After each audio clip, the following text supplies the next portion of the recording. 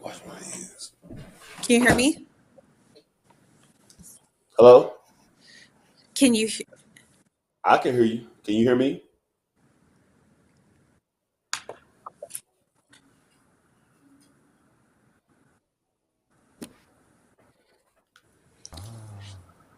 Do you want me to count for you? Well, he can't hear.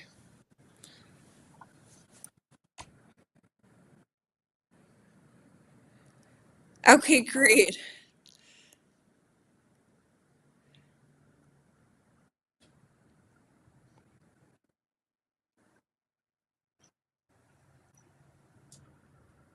Yes, I'm here.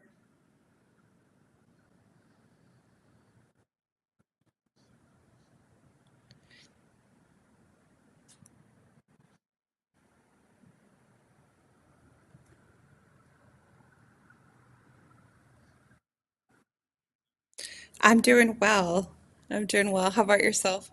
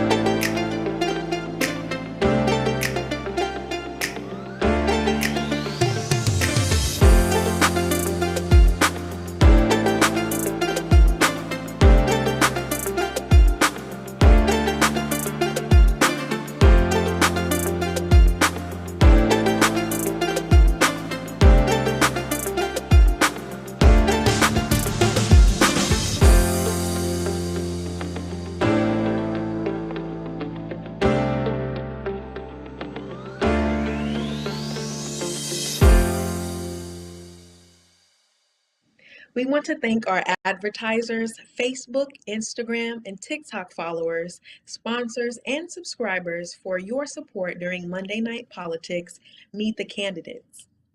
Monday Night Politics Meet the Candidates is a forum for candidates for elected office presented by the Dallas Examiner. This forum allows candidates to list their qualifications and gives them the opportunity to address issues facing Texas voters. Now that the Texas primaries and runoff elections have been held, the Dallas Examiner has invited Democratic and Republican candidates to a forum. For details on forum dates and times, visit dallasexaminer.com or find us on Facebook, Instagram, or TikTok. To advertise or become a corporate sponsor, contact Molly Finchbelt, publisher and CEO of the Dallas Examiner, by phone or by email. Here's your opportunity to advertise your business. Monday Night Politics will reach voters statewide. Don't miss the opportunity to get your business seen across the state of Texas. To advertise and for more details, contact Molly Finchbelt, publisher and CEO of the Dallas Examiner, by phone or by email.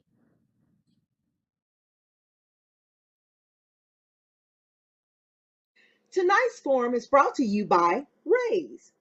Public education is always on the ballot, and the future of Texas is in our public schools. Join us to get engaged in supporting our teachers, students, and schools. Visit us at www.raiseyourhandtexas.org/vote. And by the Dallas Examiner, giving you a closer look at your world. Visit us at dallasexaminer.com. And last but not least, Metroplex Mobile Studios. You don't need a huge budget to make a huge impact. Good evening and welcome to Monday Night Politics Meet the Candidates, presented by the Dallas Examiner. The Dallas Examiner has presented Monday Night Politics Meet the Candidates for over 12 consecutive years before major elections. Monday Night Politics Meet the Candidates is a series of forums, not debates, but forums designed to inform the community of the qualifications, experiences, and platforms of candidates for elected office. Our sponsors are nonprofit organizations. You can view the forums on www.dallasexaminer.com and Facebook Live. Also, you can view it on the Dallas Examiner app. Tonight, for this series of forums, our moderator is Charles O'Neill. Charles is president of the Texas Association of African American Chambers of Commerce. He was the first editor of the Dallas Examiner and was here when my father started the paper 37 years ago. Again, I want to thank you for attending Monday Night Politics and thank you for your support.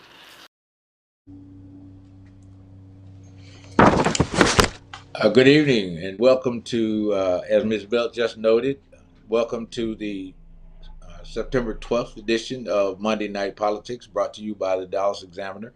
My name is Charles O'Neill. I have the pleasure of serving as your moderator for this evening's edition.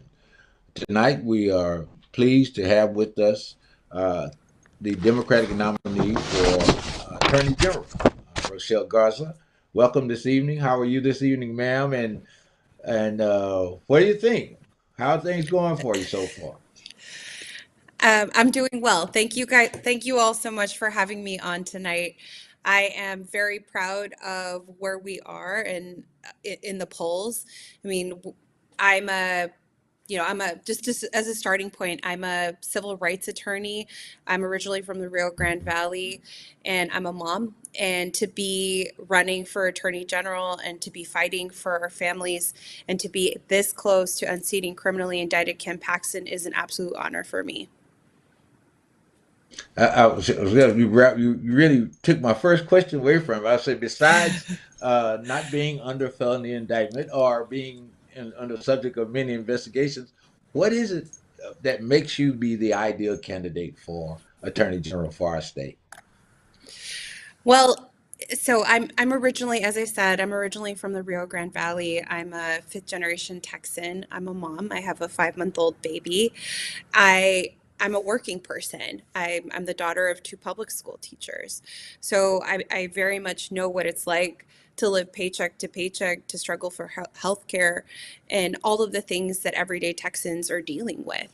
And it's time that we have a people's attorney, that we have somebody who is looking out for everyday Texans and making sure that we all have a fair shot to get ahead.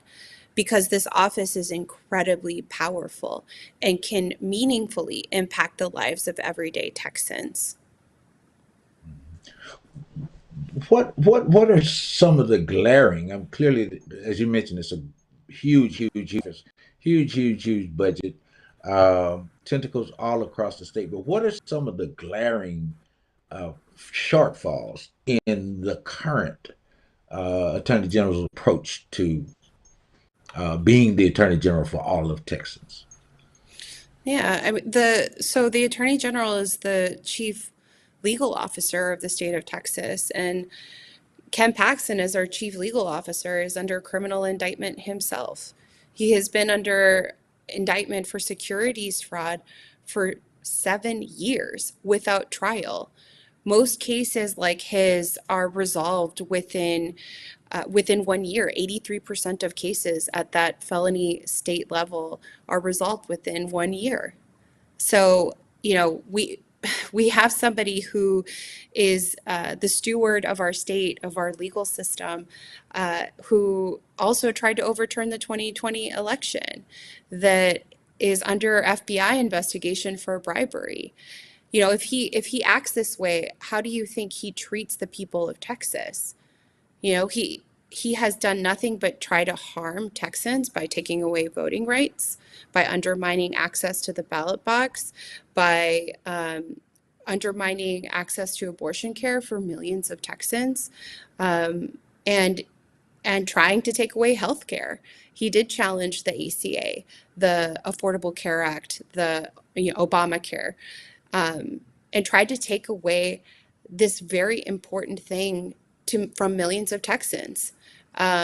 He's bad for democracy. He's bad for Texas, and he needs to be voted out of office immediately if we want to change the tide on the things that we need to do and need to accomplish within this state. But you highlighted some of the more public, besides his problems with his own legal jeopardy, but the Attorney General's position on voter rights and gerrymandering and redistricting and all of those things have been pretty public. But there are things like uh, Texas welfare, like deadbeat dads, all fall under the purview of the Attorney General's office. Again, I'm trying to see what are those things that his attention on those areas that you just described have kept him from focusing on other important areas of the function of that office that you think would be better served by your being elected Attorney General? Yeah, I mean, the Attorney General, the way that I look at this position is that it's essentially the public defender of Texans. The role is to be the people's lawyer, to use the power of the office to make sure that we are protecting consumers. That people, I mean, we're all experiencing high energy costs right now in our electric bills, in our energy bills. And that is a direct result of what happened with the Winter Storm Uri. Uh, Ken Paxton hasn't held anyone accountable for that, for the price gouging that occurred and that we're all feeling right now in our pocketbooks.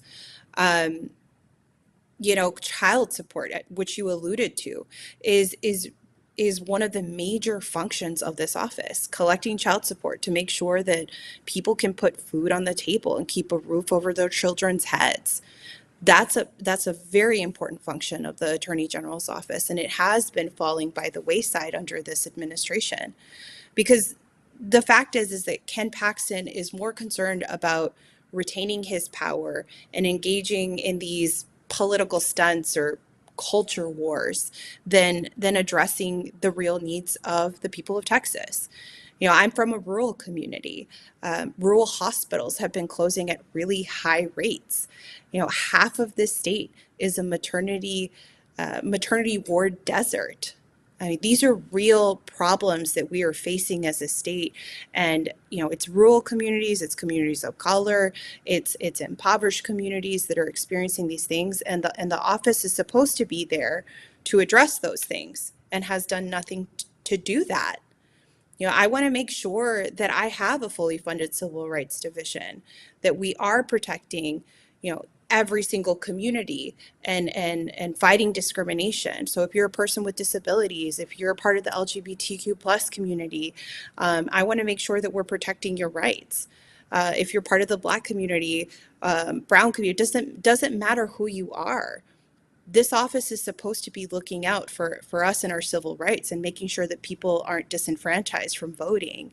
I could go on and on about the power of this office and say all of these specific things, but truly, if we have someone in this office that cares about families and cares about everyday Texans instead of lining their own pocketbooks, we can make this state something we can be really proud of, and not afraid to raise our children in.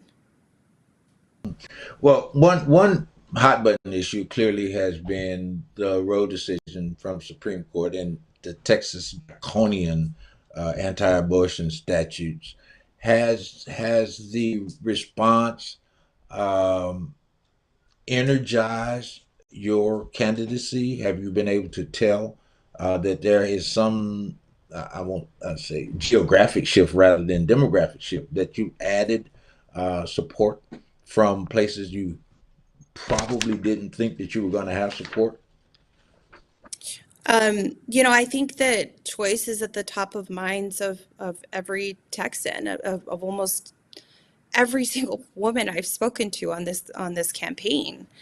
Um, you know, I have fought for reproductive rights throughout my legal career. I stood up to the Trump administration on behalf of a young immigrant teen that was in custody and denied access to abortion care.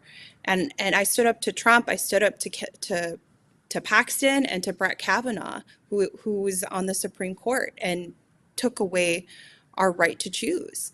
I won against those guys. I made sure that she got the care that she needed, but we also protected all the teens in immigration detention through the Garza notice. They're given a notice to let them know that the federal government cannot obstruct their access to abortion care. I'm proud of that work because it's important to stand up. The erosion of civil rights always starts with the most marginalized. And if it could happen to a young woman, to a teen in immigration detention, it could happen to the rest of us, and it did. So we need to make sure that we are fighting for our communities and restoring this very important and basic right that we have over our own bodies. I have a little girl. I don't want her to grow up in a state where she can't decide if, when, or how to become a parent. And almost every woman I speak to on this campaign has told me the same thing. They are worried about the future. They're worried about their children. They're worried about themselves. They're worried about their granddaughters. And we have an opportunity to fight back. The fact that I'm within 3 points, I think, speaks to where we are on this issue. The fact that I have put abortion rights at the front of my campaign, the fact that I'm a woman of color, I think all of those things are, are why we're seeing what's happening in terms of the polling, and it's why Ken Paxton's scared. That's good. So the legislative session is coming up in January, and it almost seems like um, the legislature itself just kind of comes up with just cuckoo stuff almost, and it's the stuff that has resulted in voter discrimination, and can do it with relative comfort because they know that the attorney general's office is going to sanction their cuckoo-ness, and that's my terminology. But there's almost this cozy relationship between the dominant party in the legislature and the state's lawyer. And so while we don't expect that we will get a sea change in the makeup of the legislative body, your election will signal something entirely different in the relationship between the legislature and the attorney general's office. What would be your expectation of that dynamic? I mean, let me be clear first and foremost. I'm an attorney. I I believe in the rule of law, and I have constitutional duties, right? I have a duty of candor. I have a duty to my clients, and in this case, the clients are the people of Texas. And so if I am seeing something that is unconstitutional, I'm not going to just, say yes to it the way Ken Paxton has. The legislature is contemplating some really extreme things. The Mm-hmm. there was a letter that was sent out that talked about we're gonna prevent people from leaving the state to access abortion care. That is in direct violation of our Constitution, the U.S. Constitution and the state Constitution. You cannot do that. We have a right to travel. Um, so I would not be sanctioning things like that because it is unconstitutional. And if Ken Paxton remains in this office, he's going to put a rubber stamp on everything. And he's going to flout the rule of law like he has been when it comes to voting rights and our election integrity. You know, he recently, and I'm taking it to voting rights right now, but he recently sent a letter to all of the elections officials across the state telling them that anyone who requests to look at the ballots after the election is allowed to do so. And it's against federal and state law that Right. require that those ballots be handled in a confidential and in a particular manner for 22 months. And he is saying, you don't have to follow the law because he doesn't believe in the law himself. He does not believe in the rule of law, and we need to vote him out because he is dangerous for the state and for our country. And you know, sometimes people, when they think about statewide electoral politics, uh, they think about something that happens way down in Austin and it's far, far away from them. Doesn't really affect me in my day to day, so I really don't pay that much attention to it. But this current administration and its attorney general have been uh, pretty much in municipal affairs, uh, threatening to withhold sales tax revenue from cities that quote unquote defund police.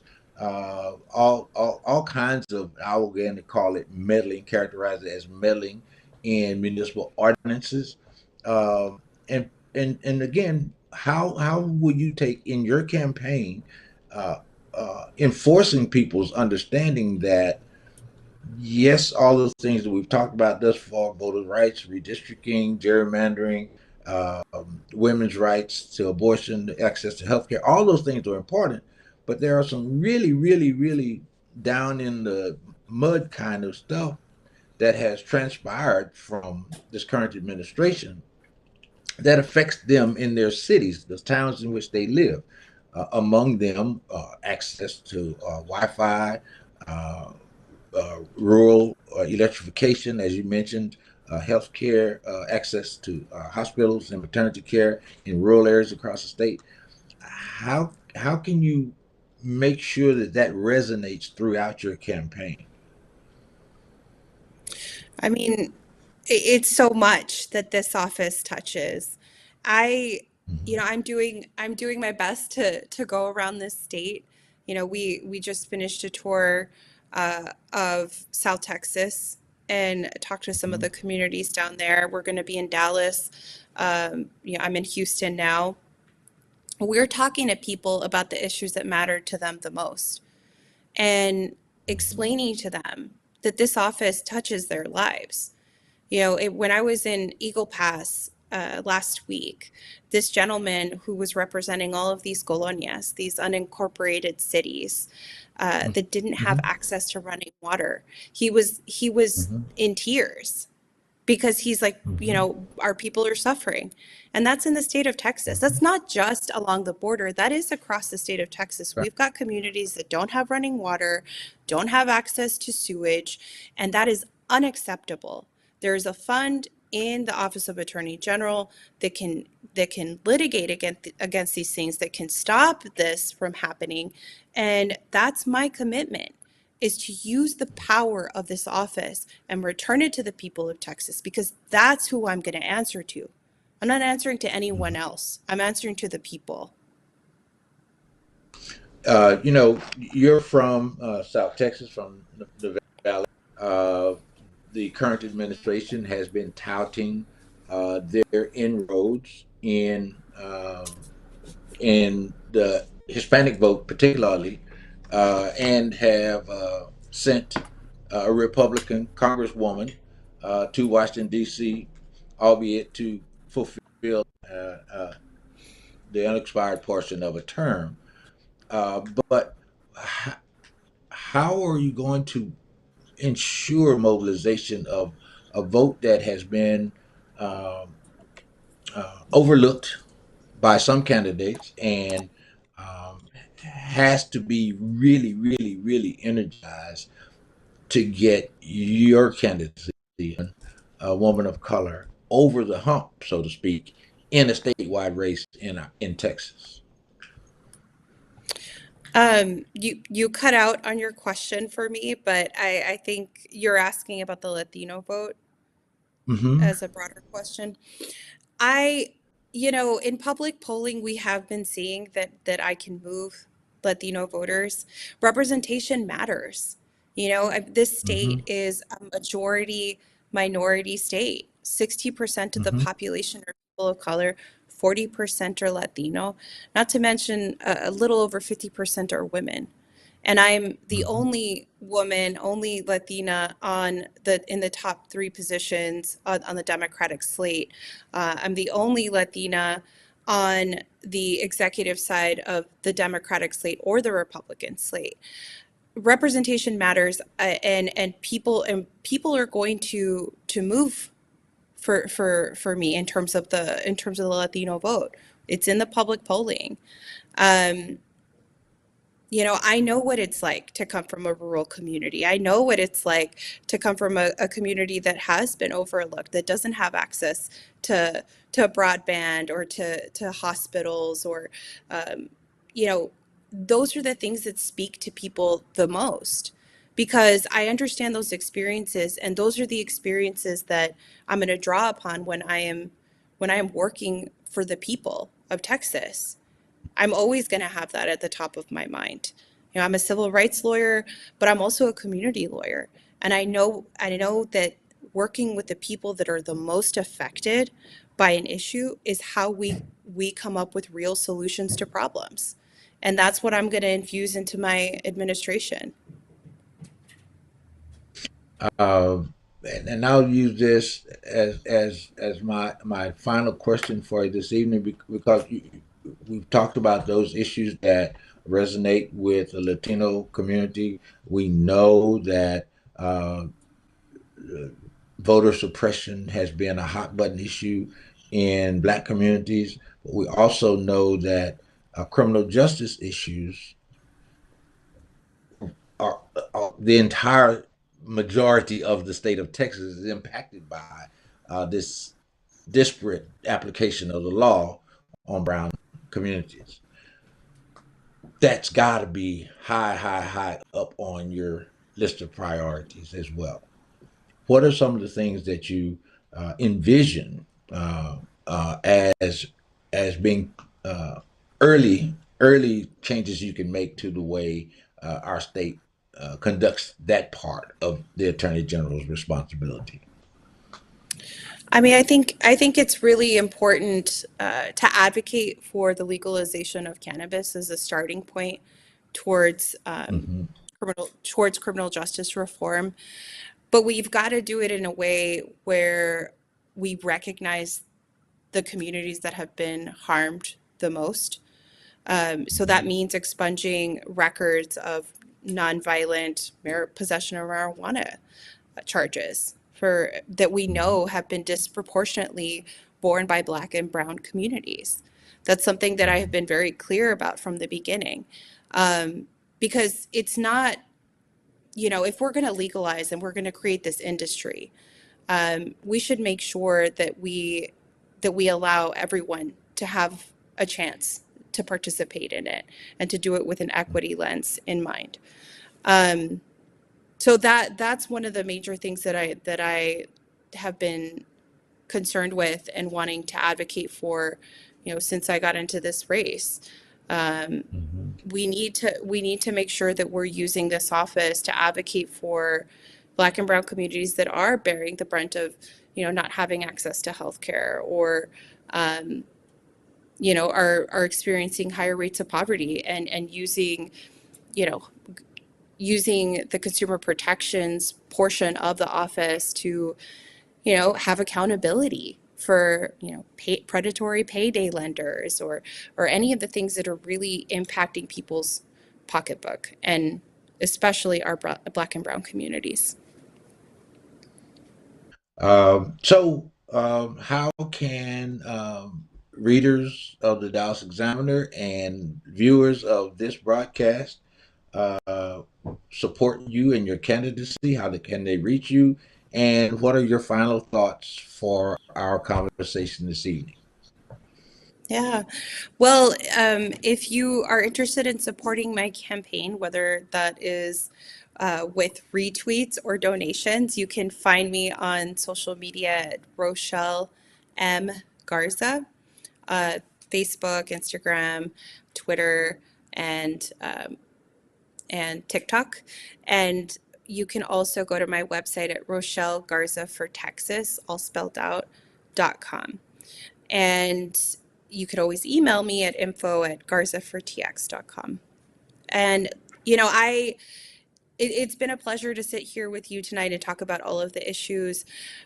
We have a choice in November, and we can choose to continue on the path that we have been on with Ken Paxton at the helm of these divisive culture wars and harming Texans, or we can choose to have a better future. I mentioned earlier that I have a daughter. I have a 5-month-old, and I do not want her to grow up in a state where she does not have the right to decide if, when, or how to marry someone that she loves. I don't want her to I don't want her to be limited in any way and have less rights than I did when I was growing up. And I know that the majority of Texans don't want that for their own children. There's a lot at stake in this election, and we have the opportunity to win. I'm within 2 points of unseating Paxton. I'm within that margin of error. And this is the closest statewide race that we have had in almost 30 years where a Democrat could win. And it is in one of the most consequential offices in the state of Texas. So, I'm asking for your support. I'm asking for your vote. And I'm asking for you to believe that we can make Texas better. Thank you so much for joining us this evening for Monday Night Politics, brought to you by the Dallas Examiner. Ms. Garza is a candidate for Attorney General in our state, as she mentioned, within 3 points of the current incumbent, and for the first time looking hopeful for changing the direction of partisan politics in the state of Texas with her potential election. So thank you again for attending this session of the Monday Night Politics with the Dallas Examiner. We'll be back with you on next Monday, September 19th, with another installment of Monday Night Politics. Thank you again. Look forward to seeing you next week.